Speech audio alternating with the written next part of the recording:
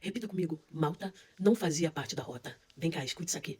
A Bíblia vai dizer em Atos 28 que depois deles terem escapado, de Paulo ter escapado, eles chegam à ilha de Malta. E lá eles são recebidos por bárbaros.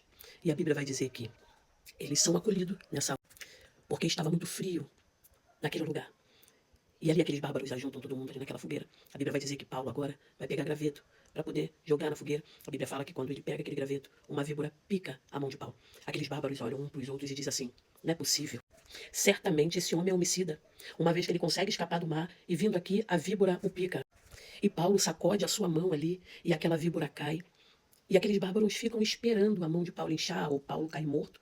E passado algum tempo, eles não vendo isso acontecer, eles olham para Paulo e acham que Paulo agora é um deus. Eles mudam de opinião acerca de Paulo.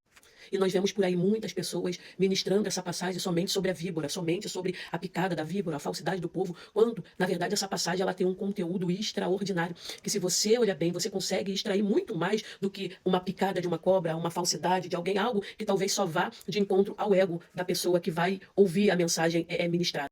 Aí a Bíblia vai dizer que próximo dali havia uma hospedagem, uma casa do principal da ilha, chamado Públio. E aquele homem, ele hospeda ali Paulo por 3 dias dentro da sua casa.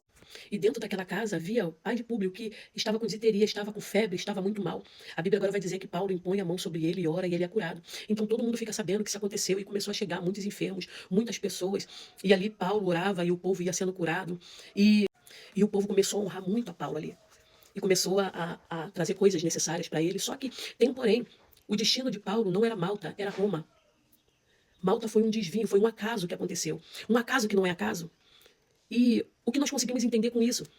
Que às vezes nós precisamos, acontece na permissão de Deus, de sairmos da rota daquilo que Deus tem conosco.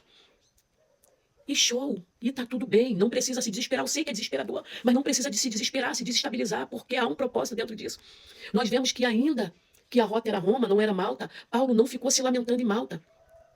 Porque quando ele chega em Malta, ele percebe que bárbaros o recebe bem. Então Paulo ali já consegue entender que há um mover de Deus dentro disso, sendo visto que são bárbaros, e consegue acolher a ele. Então ele consegue entender que a mão de Deus já está sobre ele. E Paulo não fica parado, se lamentando. Ai, por que viemos a parar nesse lugar, sendo que nosso destino era outro? Não. Paulo começa a agir. Eles fazem uma fogueira para aquecer e Paulo vai catar graveto. Paulo não fica parado. E ainda que uma víbora o pica, Paulo não para por aí. Ele é acolhido em outro lugar e ali havia alguém doente. Paulo continua fazendo a obra. Agora eu quero te perguntar por que, quando as coisas começam a desandar, a sua tendência é parar. A sua tendência é desestabilizar. A sua tendência é estagnar. Você precisa tirar coisas boas daquilo que não foi bom para você. A rota não era essa, era Roma. Ele precisava chegar a Roma. Opa, mas caí em Malta, então vou fazer o que precisa ser feito. Então, ao invés de você parar, quando alguma coisa foge do controle, você precisa olhar o terreno e começar a agir. Porque não é sobre o que anda contigo, é sobre o que está sobre ti. Então, onde quer que você vá, essa presença, essa essência estará contigo, dentro ou fora da rota. Você precisa entender que tem coisas que vai acontecer que é da vontade de Deus, para um crescimento maior, para um desenvolvimento pessoal, para bagagem e experiência. Então você precisa entender, não é o que eu carrego, é o que eu carrego. Não é o que eu levo. Vou melhorar isso aqui, não é o que eu levo, é o que eu carrego, e o que você carrega está contigo em qualquer lugar.